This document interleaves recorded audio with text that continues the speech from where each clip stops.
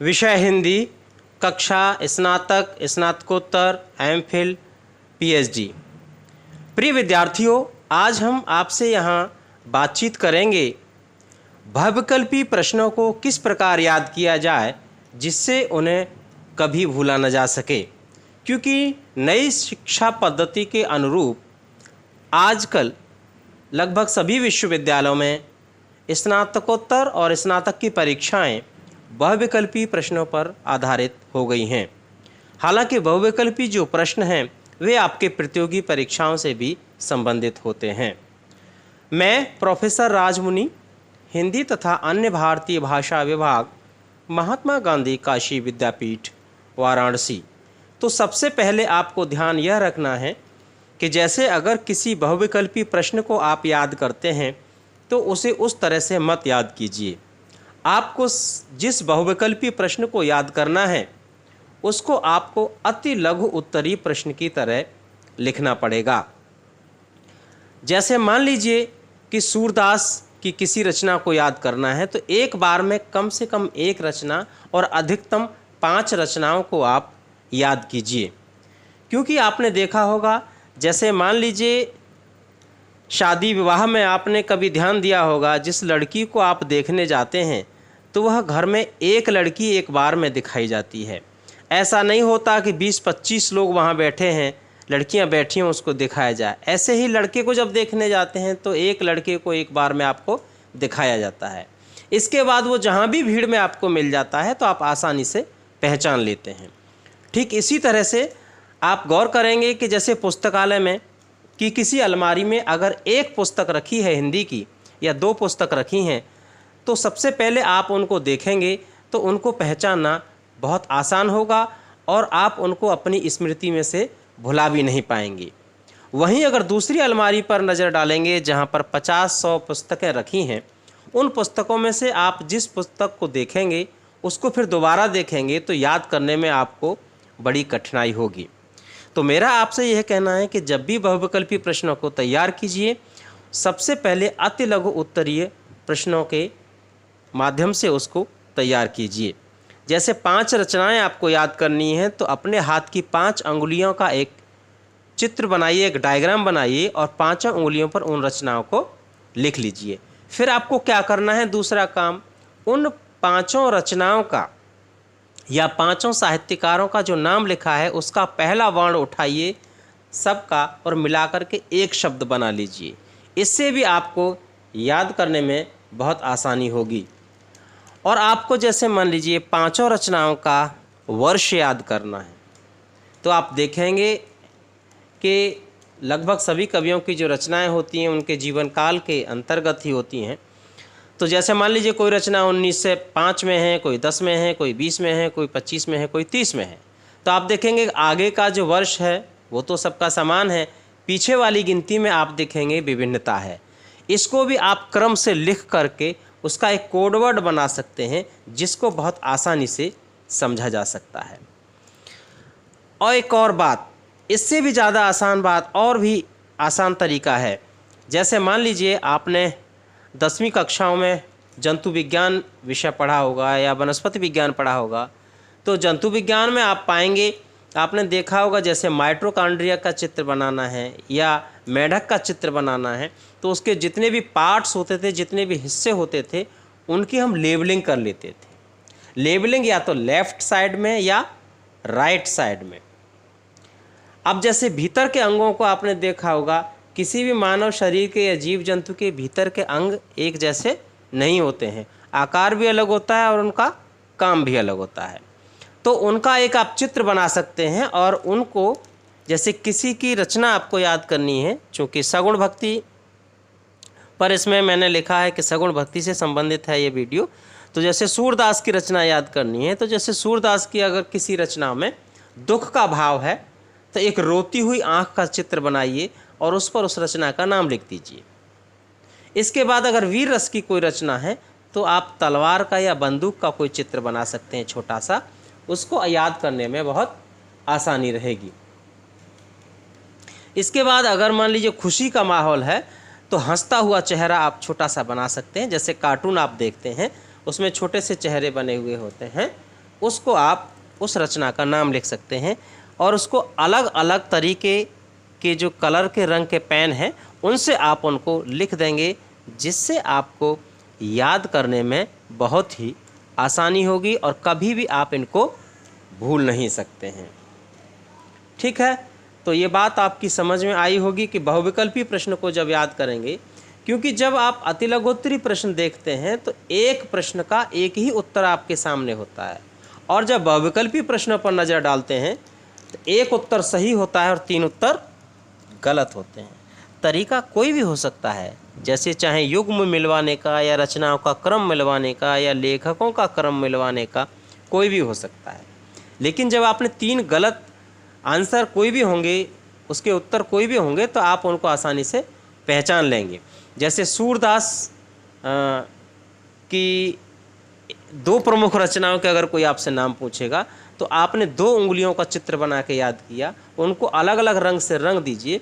तो ये जब भी सवाल कहीं भी आपके सामने होगा, चाहे तो प्रतियोगी परीक्षा में या कहीं भी, तो आप उसको कभी भी नहीं भूल सकते हैं। इस तरह से आपको याद करने में बहुत आसानी होगी। एक और बात आपको यहाँ गौर करनी है कि मैंने आपको अभी बताया था कि किसी रचनाकार की या किसी भी युग की कम से कम 2 रचनाओं को, एक रचनाओं को 2 उंगली बना करके या 2 कान बना करके, जैसा भाव है, जो जैसा जिस रचना का उद्देश्य है, उसी के अनुरूप आपको चित्र बनाना है। ठीक है, ये बात मेरी समझ में आ गई होगी आपकी। और जैसा भाव है, और 5 से अधिक एक बार में कोई भी रचना याद मत कीजिए, क्योंकि 5 उंगलियां होती हैं, क्योंकि उससे ज़्यादा चीज़ें फिर समझने में परेशानी होती है। तो ये बात क्लियर आपने देखा। मैंने आपसे कुछ अपनी बातें साझा की कि किस तरह से हम बहुविकल्पी प्रश्नों को बिल्कुल सही तरीके से हल कर सकते हैं, इसके बारे में मैंने आपको सुझाव दिया। क्योंकि जो उसमें जो विकल्प होते हैं 4, एक सही होता है और 3 गलत होते हैं। तो 3 गलत तो हमने देखे ही नहीं, लेकिन पहली बार जब देखेंगे तो हम अपने सही प्रश्न को आसानी से समझ करके हल कर सकते हैं। अब जैसे मैं कुछ उदाहरण आपके सामने दे रहा हूँ जो कि सगुण विषय पर है। जैसे मान लीजिए कि आपसे पूछा जाएगा सवाल सूरदास पर ही कि सूरदास का जीवन काल क्या है। एक बात और ध्यान रखिएगा कि यहाँ मैं आपके लिए कुछ प्रश्न छोड़ रहा हूँ। इस वीडियो में देख करके उन प्रश्नों को अपने आप से हल करने की कोशिश कीजिएगा, और हर प्रश्न का जो उत्तर होगा अधिकतम 1 लाइन में होगा या 2 शब्दों में होगा। तो पहला सवाल मैंने आपको बताया कि सूरदास का जीवन काल क्या है। उसके बाद दूसरा जो सवाल हो सकता है कि सूरदास की मृत्यु कहाँ हुई, उस स्थान का नाम बताइए। इसको ऐसे भी पूछ सकते हैं कि सूरदास की मृत्यु किस राज्य में हुई।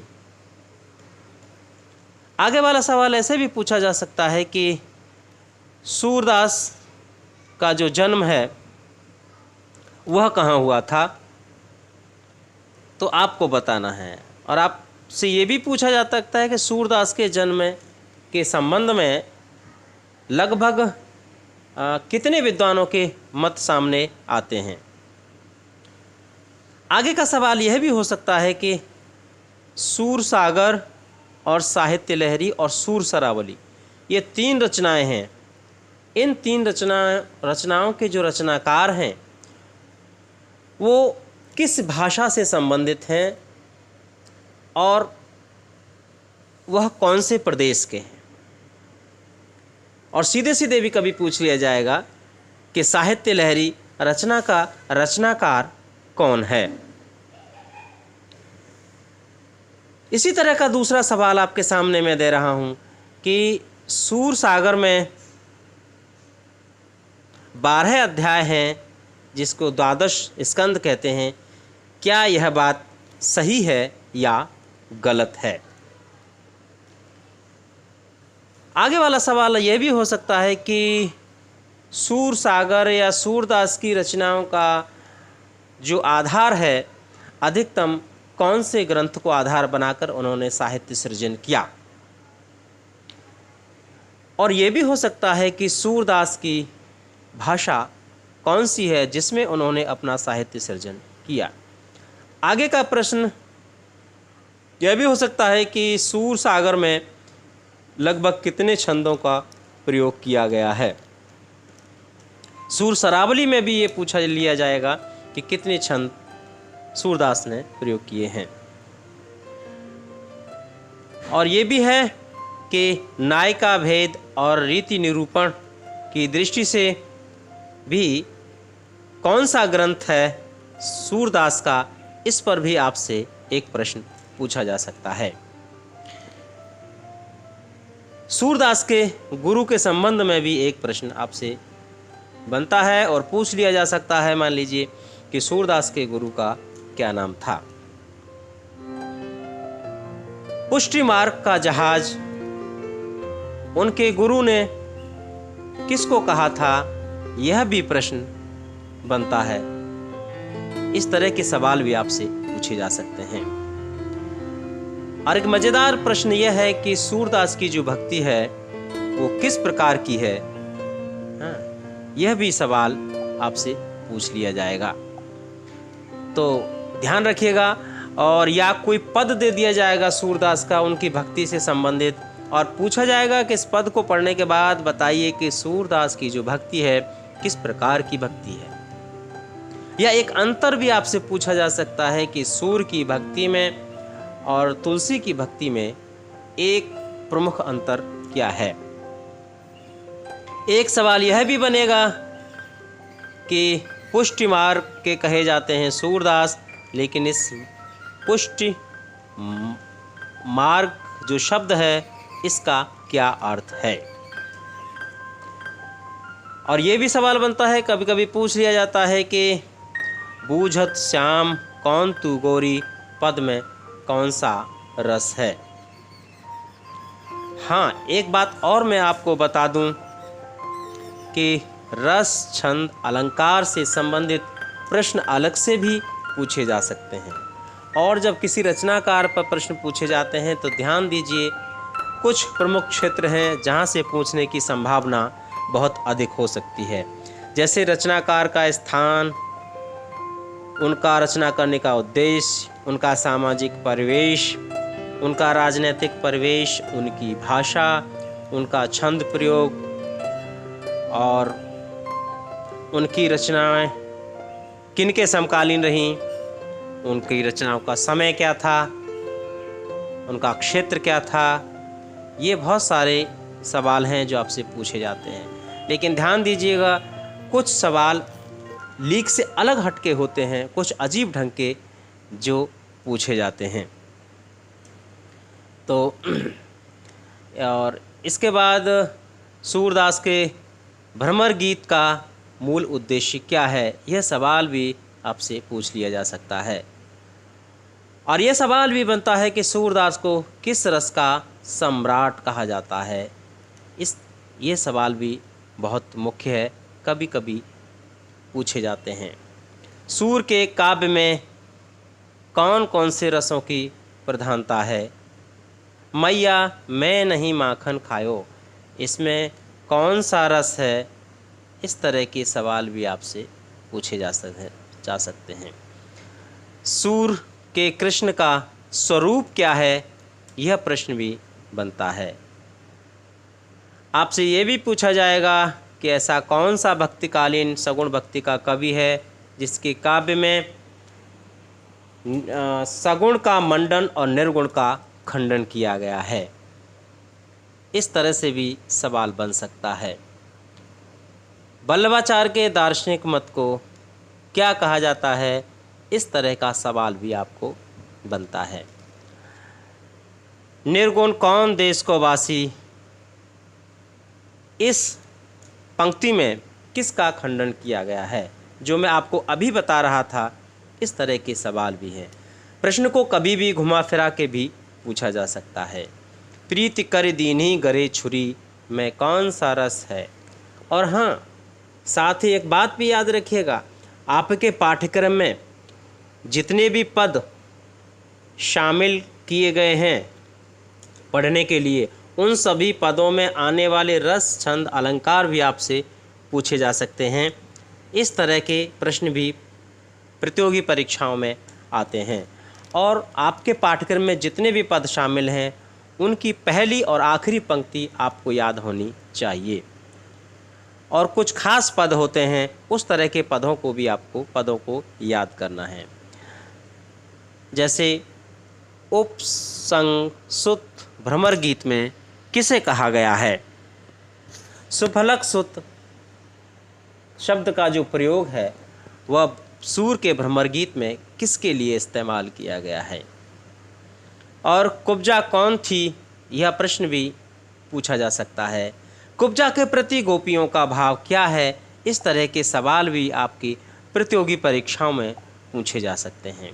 तो आपको कोई भी सवाल तैयार करने से पहले उस रचनाकार का आसपास का परिवेश, तत्कालीन परिवेश, आर्थिक परिवेश, सामाजिक परिवेश, राजनीतिक परिवेश, सांस्कृतिक परिवेश और धार्मिक परिवेश और उनका जो साहित्य है और विशेष रूप से वह साहित्य जो आपके पाठ्यक्रम में लगा है उसको आपको अच्छे से तैयार करना है। यही पूछ लिया जाएगा कि सूरदास मान लीजिए बताइए किस काल के कवि हैं, और कौन के शिष्य थे। इस तरह से जो मैंने आपसे बात की, ये भी उल्टा भी पूछा जा सकता है कभी कि कौन सी रचना सूरदास की नहीं है। तो मैंने बताया आपने अगर तैयार की होगी तो आपको तुरंत पता चल जाएगा कि यह कौन सी है। मधुबन तुम कहत रहत हरे, विरह वियोग श्याम सुंदर के ठाड़े क्यों नजरे। इस पद में का मूल भाव क्या है? पिया बिनु नागिन काली रात, यह किसने किसके लिए कहा है? यह भी मैंने जो तरीका बताया का है वो समझ में आगो होगो भैया, और आएगो हो तो ज़रूर बताइयो कमेंट करके। बहुत बहुत धन्यवाद।